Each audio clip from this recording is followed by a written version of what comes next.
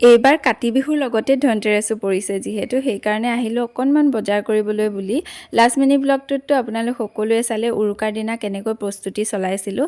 তাৰপিছতে এইফালে আমাৰ সোণ দাঁত দুটা সৰিলে আৰু তাই বিচাৰি আছিলে বহুত দিনৰ পৰা এটা আঙুঠি, সেইকাৰণে সেইটো বনাই দিয়া হ'ল। তাৰপিছত লৈ ল'লোঁ দুটা ঝাৰু আৰু আহি পালোঁহি ঘৰ আহি সকলোবোৰতে চাকি জ্বলাই মেলি ল'লোঁ। আৰু কাতি বিহু যিহেতু আমি কাতি বিহুত এটা পৰম্পৰা আছে যে আমি ওচৰৰ সকলোৰে ঘৰত তুলসী ভেটিৰ তলত তুলসী তলে তলে মৃগ পহু চৰে গাই থাকোঁ। তো এইফালে আমাৰ নাইৰাৰ ফাৰ্ষ্ট মানে এনেকৈ বিহু উদযাপন কৰিব, যিহেতু তাই সৰুৰ পৰা ঘৰৰ পৰা আঁতৰত আছিলে, এইবাৰৰ বাবেহে তাই পাইছে। তো তাইৰ মনটো খুব বেছি ভাল লাগিছে যে এনেকৈ গাবলৈ যাব বুলি। আমি সকলোবোৰ এনেকৈ মিলি গাবলৈ বুলি গ'লোঁ ইঘৰৰ পৰা সিঘৰলৈ। মৃগ পহু চৰে তাকে দেখি ৰামচন্দ্ৰই ধনু কাঁড় মাৰে, তুলসী তলে তলে মৃগ পহু চৰে তাকে দেখি ৰামচন্দ্ৰই ধনু কাঁড় মাৰে। অসমীয়া সমাজত পূৰ্বৰে পৰা চলি অহা পৰম্পৰাবোৰ ধৰি থকা দায়িত্ব আমাৰ দৰে নৱপ্ৰজন্মবোৰে নহয় জানো।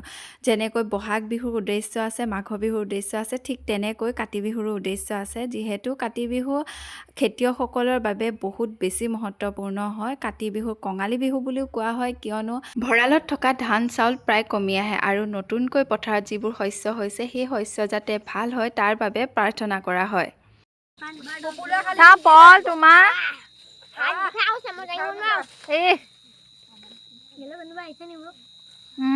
জুবিন দাক এৰি জানো কিবা সম্ভৱ হ'ব পাৰে? নাই, নোৱাৰে। জুবিন দাক এৰি কোনো বস্তুৱে সম্ভৱ নহয়।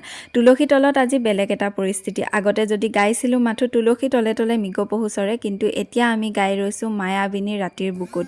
মায়াবিনী আগতে এটি মাথো গান আছিলে, কিন্তু এতিয়া হৈ পৰিছে আমাৰ বাবে এটি প্ৰাৰ্থনা।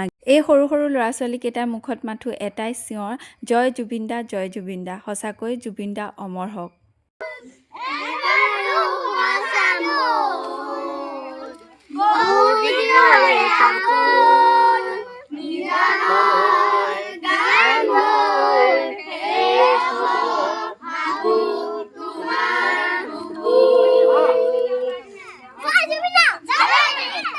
আৰু এইবছৰৰ বাবে এনেকৈ কাতি বিহু ভাগ সামৰণি মৰা হ'ল।